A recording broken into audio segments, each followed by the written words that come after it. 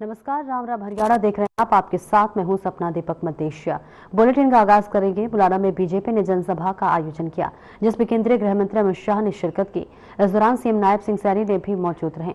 आपको बताते चले, अमित शाह और सीएम सैनी ने जनसभा को संबोधित करते हुए जहां पर एक तरफ बीजेपी सरकार के कार्यों को गिनवाया, तो वहीं दूसरी तरफ आपको बता दें कि विरोधियों पर भी जमकर निशाने साधे। अभी सैनी जी ने कहा कि मैंने इतने दिन में इतने काम किए। सैनी जी, काम तो 10 साल में भाजपा ने बहुत किए हैं, मगर ये नायब सैनी के लिए मैं एक बात कहना चाहता हूं। सत्ता पर बैठकर भी जिसके दिमाग पर सत्ता नहीं चढ़ती है, इसका नाम नायब सैनी है। आज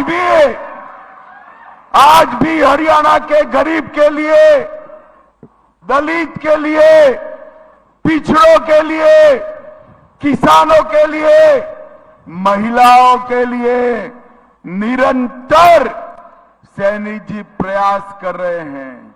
और सैनी जी, आपके नेतृत्व में ढेर सारे काम करे हैं।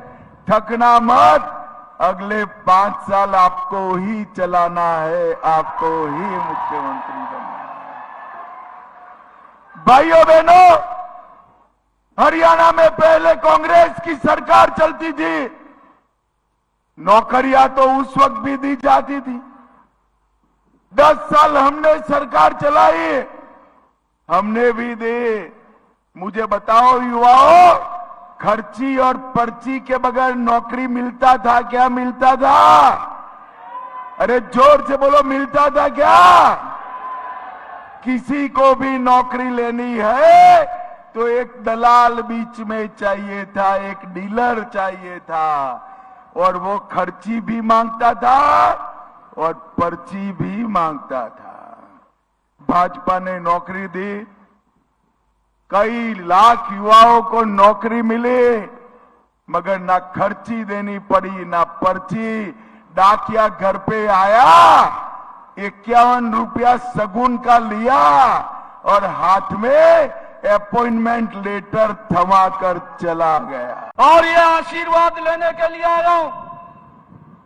5 अक्टूबर को पूरा अंबाला जिला आशीर्वाद भारतीय जनता पार्टी को और कमल के फूल को देकर के अंबाला की 4 के 4 कमल खिला करके तीसरी बार सरकार बनाने का काम करें। ऐतिहासिक निर्णय आदरणीय अमित शाह जी, आदरणीय मोदी जी ने इस देश के लिए लिए हैं।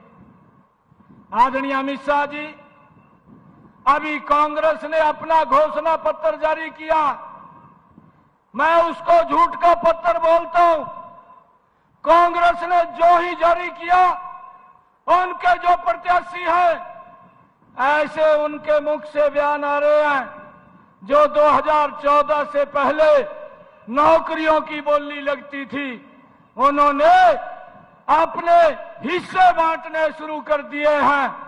आदरणीय अमित शाह जी, एक हरियाणा में कहावत है, सूत ना कपात लट्ठम लट्ठा। ना कांग्रेस की सरकार बन रही है, ना कांग्रेस की सरकार आ रही है, और अभी तो हिस्से बांटने शुरू कर दिए हैं। आदरणीय अमित शाह जी, आप लोगों का विश्वास दिलाते हैं, हमारी सरकार आपके आशीर्वाद से 8 अक्टूबर के बाद हरियाणा में तीसरी बार बन रही है। हमने हरियाणा के युवाओं को यह विश्वास दिया है, हमारी सरकार बिना पर्ची बिना खर्ची के हरियाणा के युवाओं को नौकरी देने का काम करेगी। आप यहां पधारे हैं, मैं पुनः आपका हरियाणा की इस धरा पर पधारने पर बहुत बहुत स्वागत और दिल से धन्यवाद करता हूं। और मैं अंबाला की ये जनता जनार्दन, जो मैं जिनके बीच में रह करके पला हूं, जिनके बीच में रह करके बड़ा हुआ हूं, ये आपका। और वही हरियाणा में विधानसभा चुनाव को लेकर सियासी हलचल तेज है, तो वही सियासी प्रतिक्रियाओं का दौर भी जारी है। कुमारी सैलजा के बीजेपी में जाने की सुगबुगाहट को लेकर कुमारी सैलजा ने कहा कि हरियाणा के पूर्व मुख्यमंत्री मनोहर लाल पहले अपना घर संभाले। मैं कांग्रेस में थी, कांग्रेस में हूं और कांग्रेस में ही रहूंगी। बीजेपी के कई नेता मेरे पर मेहरबानी दिखा रहे हैं। उन्होंने पवन खेड़ा के दिए गए बयान पर बोलते हुए कहा कि हमारे प्रवक्ता ने कोई बयान दिया है तो वो कोई खास मायने रखता है।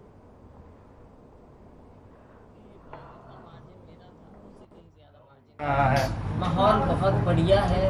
कालांवाली में आपने खुद देखा, पूरे हरियाणा में कांग्रेस की सरकार बनने जा रही है।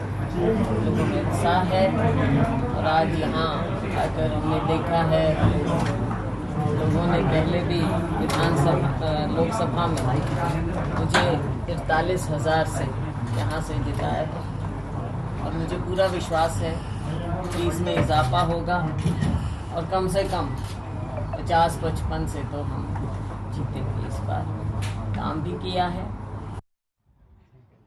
जिस तरह लोकसभा में कुमारी सैलजा की लहर चली थी, कालांवाली में इस पर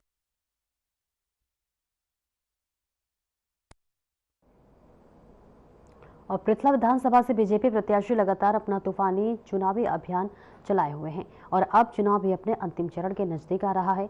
और इसी कड़ी में उन्होंने अपने विधानसभा क्षेत्र के सिक्रोना गांव में पहुंचकर चुनाव प्रचार किया, जहां पर पहुंचने पर उनका फूल माला और पगड़ी पहनाकर गांव की सरदारी ने जोरदार स्वागत किया और चुनाव के दौरान उन्हें भरपूर समर्थन देने का आश्वासन दिया गया। वहीं बीजेपी प्रत्याशी टेंग चंद शर्मा ने बताया कि सिक्रोन गांव में चुनाव प्रचार के लिए आए और यहां चौपाल से लेकर जितने भी विकास कार्य हुए हैं वो उन्होंने 2014 में विधायक रहते हुए करवाए थे, उन सब पर आज भी उनके नाम के बोर्ड लगे हुए हैं।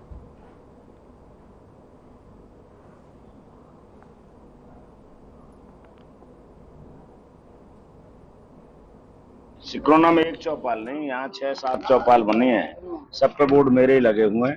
यहाँ कम्युनिटी सेंटर पे बोर्ड मेरा है, व्यायामशाला पे भी बोर्ड मेरा ही है, ITI पे भी बोर्ड मेरा ही है, यहाँ रेन्यूअल स्कीम में भी बोर्ड मेरा ही है। यहाँ दूसरे किसी का भी साथी का किसी ने कुछ किया हो तो लगाए। आप देख सकते हो चौपालों का स्टैंडर्ड किस तरीके का मैंने बदला था उस समय। आपने अपनी बनाई चौपाल में आज कार्यक्रम कर रहे हैं, किस तरीके का प्यार और आशीर्वाद? बहुत खुशी महसूस होती है कि 10 साल पहले मैंने जो काम शुरू किए थे, आज वो पूर्ण रूप से जितना हमारा काम था उसके बावजूद भी अभी बहुत कुछ काम बाकी है इस क्षेत्र में।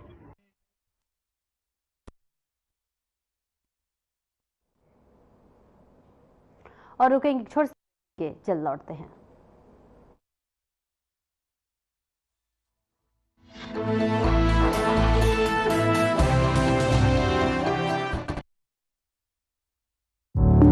Through constant innovation, the group provides its clients with value-added, environment-friendly products. We are committed to provide quality products and services at optimum cost with the continuous improvement in the quality management system. Producing high-value paper, making us India's largest producer of branded papers, fine papers and packaging broad segments. Focused on customers in all our operations. Hence, extensive investments are made towards people and people practices. KRPL world's leading eco-friendly paper from agro-residential.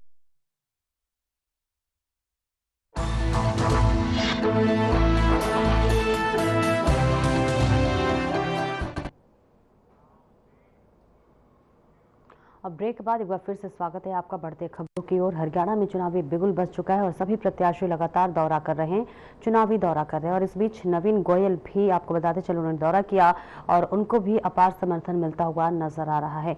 आपको बता दें हरियाणा विधानसभा चुनाव के इस चुनावी रण में सभी प्रत्याशी 36 बिरादरी के लोगों के साथ मुलाकात कर अपने पक्ष में वोट डालने की अपील कर रहे हैं। और इसी कड़ी में गुरुग्राम विधानसभा से निर्दलीय प्रत्याशी नवीन गोयल मुस्लिम समाज के लोगों से मुलाकात करने पहुंचे। नवीन गोयल को देखते ही मुस्लिम समाज के लोगों ने उनका जोरदार स्वागत किया और कहा कि पहली बार उनका हालचाल जानने के लिए अगर कोई नेता आया है तो वो नवीन गोयल है। मुस्लिम समाज के लोगों ने नवीन गोयल को अपना भरपूर समर्थन और आशीर्वाद दिया। वहीं मंच के माध्यम से लोगों को संबोधित करते हुए नवीन गोयल ने कहा कि गुरुग्राम के विकास के लिए लोगों के साथ मांगा ताकि गुरुग्राम की समस्याओं से मुक्त कर सके। नवीन गोयल ने कहा कि वो सभी समाज के लोगों से एक एक करके मुलाकात कर रहे हैं और उनके लोगों का भरपूर प्यार और आशीर्वाद ले रहे हैं।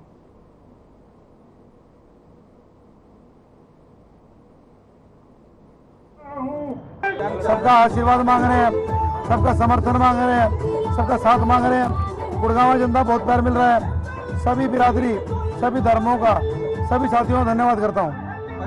सबसे ज्यादा समस्या जो गुड़गांव के अंदर है वो सीवरेज और पानी गंदगी की समस्या, उसको कैसे समाधान करेंगे? अब गुड़गांव सीवर के पानी में नहीं रहेगा, अब 900 मीटर का मसला खत्म करना है, अब सफाई के मामले को ठीक करना है और ये होगा, जरूर होगा। सबको लाइन अप करेंगे। गुड़गांव में बजट है, बजट को लगाना है तरीके से, टीम बनानी पड़ेगी, मोटर स्पेंडी R&D करनी पड़ेगी।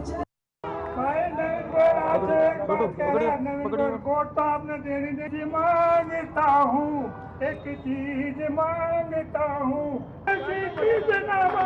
मांगू सच्चा प्यार, एक चीज मांगता। पहले 3 गाने तो सुना चुके और बताओ।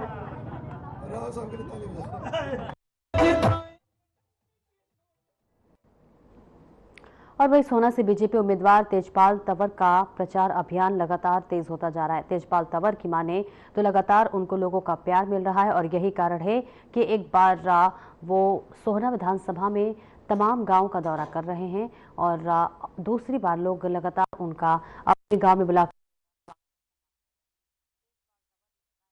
कि उनकी विधानसभा 2 जिलों में लगती है, नूह और गुरुग्राम। ऐसे में विधायक एक विधानसभा का होगा, लेकिन अगर हाईकमान ने उनको मंत्री बनाया है तो कहीं ना कहीं 2 जिलों का मंत्री तेजपाल तंवर होगा और सोहना के विकास को एक नया आयाम देने की कोशिश की जाएगी।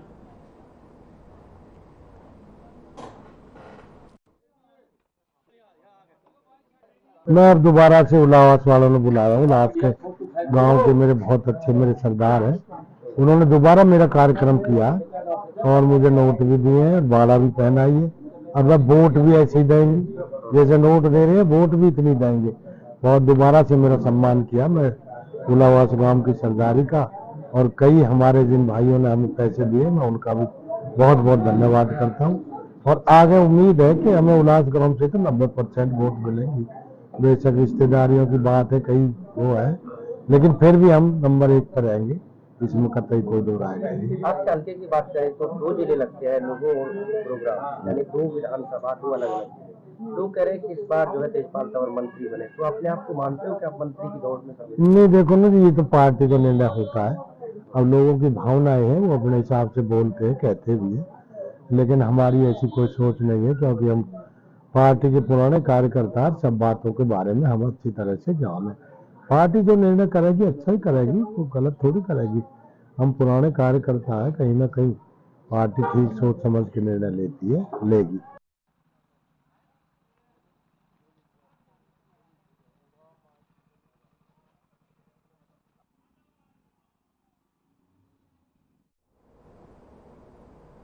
और हरियाणा के पूर्व सीएम OP चौटाला कालांवाली में पार्टी प्रत्याशी के लिए चुनाव प्रचार करने पहुंचे। इस दौरान उन्होंने कहा कि अगर इनेलो की सरकार प्रदेश में बनती है तो प्रदेश में शिक्षा मुफ्त दी जाएगी।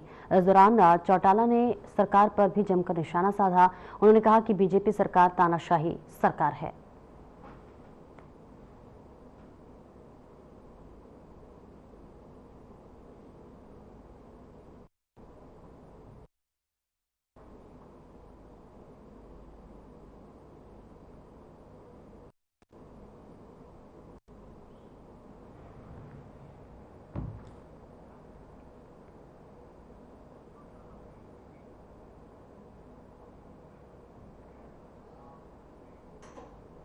और रुकेंगे एक छोटे से ब्रेक के लिए, जल्द लौटते हैं।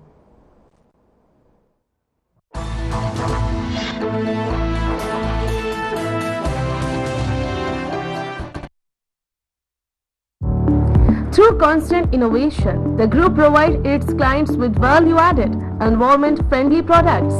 We are committed to provide quality products and services at optimum cost with the continuous improvement in the quality management system.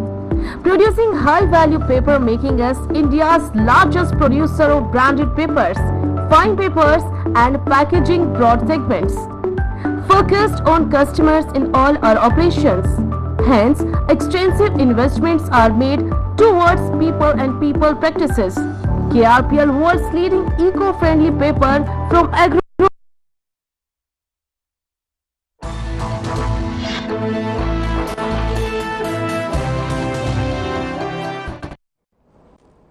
और ब्रेक के बाद एक बार फिर स्वागत है आपका। बढ़ते हैं खबरों की ओर। बढ़ता इनेलो बसपा गठबंधन प्रत्याशी विजय पंचगावा ने अपने जनसंपर्क अभियान के तहत गांव पालड़ी सहित दर्जनों गांव का दौरा किया और जहां ग्रामीणों ने उनका फूल माला और पगड़ी पहनाकर जोरदार स्वागत किया। आपको बता दें कि ग्रामीणों को संबोधित करते हुए विजय पंचगावा ने कहा कि चौधरी देवीलाल को किसानों और मजदूरों का मसीहा कहा जाता है, क्योंकि चौधरी देवीलाल ने बुजुर्गों का मान सम्मान बढ़ाते हुए बुढ़ापा पेंशन लागू की, लेकिन बीजेपी सरकार ने बुढ़ापा पेंशन को काटने का काम किया है। उन्होंने कहा कि पूर्व मुख्यमंत्री ओम प्रकाश चौटाला के शासनकाल में युवाओं को रोजगार दिया गया और वही बीजेपी सरकार के शासनकाल में हरियाणा प्रदेश बेरोजगारी में नंबर 1 पर है।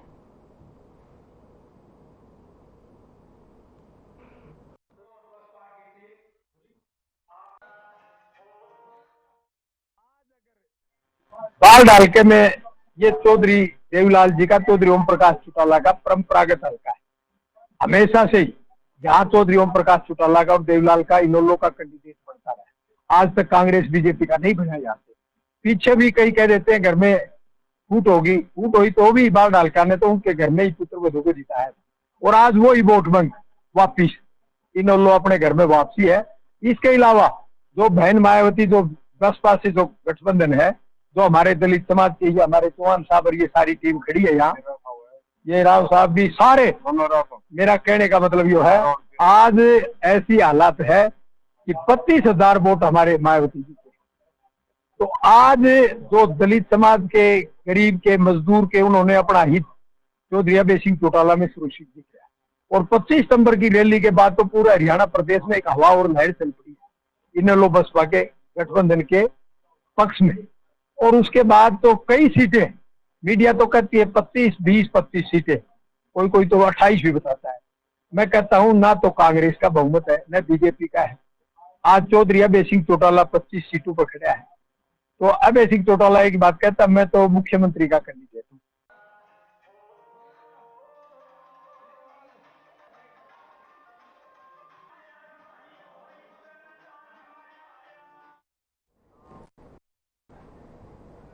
और बहादुरगढ़ विधानसभा से निर्दलीय उम्मीदवार राजेश जून का हौसला, जोश और उम्मीद दिन ब दिन बढ़ रही है। दरअसल राजेश जून अपने प्रचार अभियान के दौरान जहां भी जाते हैं वहां लोगों का हुजूम उमड़ पड़ता है। भीड़ इतनी होती है कि पैर रखने तक की जगह नहीं और का हौसला लोग लगातार बढ़ाते हुए नजर आ रहे हैं। राजेश जून ने प्रचार अभियान के दौरान शहर के श्रमिक यूनियनों और ट्रक यूनियनों से जाकर वोट की अपील की है। यूनियन से जुड़े श्रमिकों, ड्राइवर, क्लीनर और ट्रक ऑपरेटरों ने राजेश जून का जोरदार स्वागत किया। वहीं राजेश जून ये दावा कर रहे हैं कि इस बार बहादुरगढ़ की जनता निर्दलीय को विधायक बनाने जा रही है और वही उन्होंने कहा कि बहादुरगढ़ की जनता के साथ पिछले सभी विधायकों ने सिर्फ धोखा किया है। विकास के नाम पर बहादुरगढ़ को पिछड़ा छोड़ा गया और राजेश ने दावा किया कि विधायक बनने के बाद वो बहादुरगढ़ के गांव और शहर का समान विकास करवाएंगे और लोगों के बीच 24 घंटे रहकर उनका बेटा और भाई बनकर सेवा करेंगे।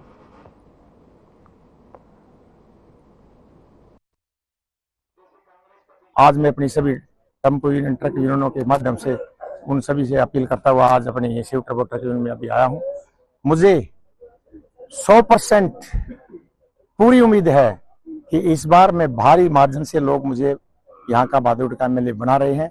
मेरा इलेक्शन हर रोज कम से कम 1000 वोट हर रोज और बढ़ रही है। आने वाले वोट पड़ने के अभी 9 दिन बाकी हैं। आज मान लो मेरी 70,000-71,000 वोट है, तो 5 अक्टूबर तो आप देख लेना। जिस दिन 8 अक्टूबर तो जिस दिन रिजल्ट आएगा, राजेश जून के नाम से आपको 80,000 वोट मिलेंगे।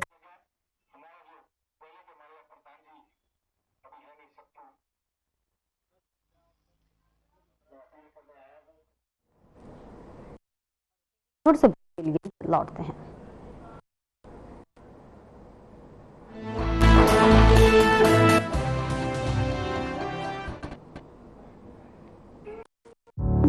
Through constant innovation, the group provides its clients with value-added, environment-friendly products. We are committed to provide quality products and services at optimum cost with the continuous improvement in the quality management system.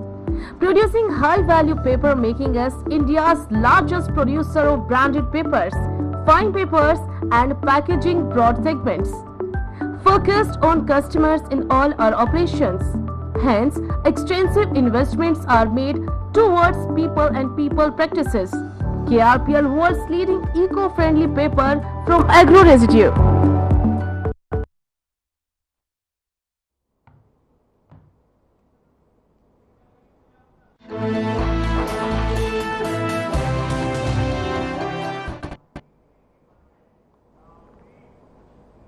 और break के बाद एक बार फिर से स्वागत है आपका। बढ़ते हैं खबरों की ओर।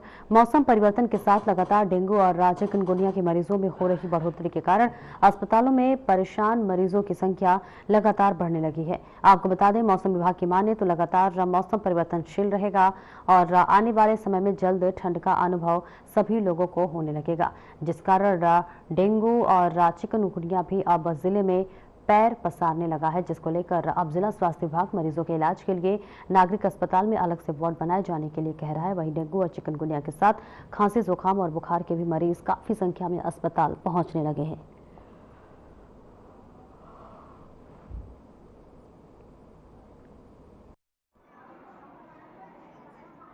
देखिए कि जैसे कि मैं आपको पलवल जिले का जो है बताना चाहूँगा कि हमारी जो फिलहाल जो बारिश में अक्सर कर स्थिति, बारिश के बाद जो है ना मच्छरों का जो प्रजनन प्रक्रिया बढ़ जाती है तो उनका प्रकोप बढ़ता है, लेकिन हमारी स्थिति जहाँ तक है अभी कंट्रोल में है। हमारे पास 20 जो है मलेरिया ब्रीडर चेकर्स रखे हुए हैं हमने अर्बन के लिए, जो कि सुबह से शाम तक घर घर जाकर कहीं पर अगर जल भरा हुआ है या इकट्ठा है तो वहाँ पर या तो दवाई डालते हैं, अगर हो सकता टब है या कूलर है तो उनको खाली करवा दिया जाता है घर वालों की सहायता से।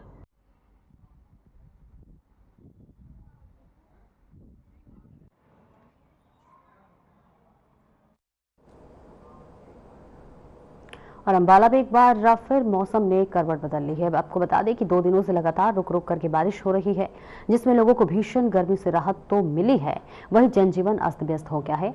काम करने वाले लोगों को भी परेशानी हो रही है और उनका कहना है कि 2 दिनों से बरसात हो रही है, जिससे काम ठप पड़ रहा है और ये बरसात फसलों को भी नुकसान पहुंचा रही है, क्योंकि धान की फसल मंडी में आ चुकी है।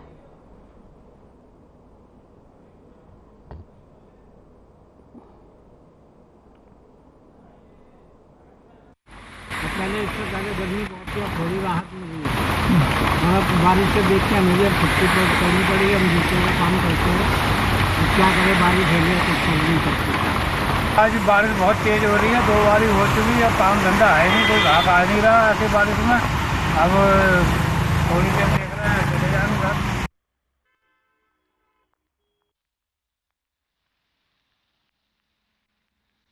इस बुलेटिन में इतना ही, दीजिए इजाजत, नमस्कार।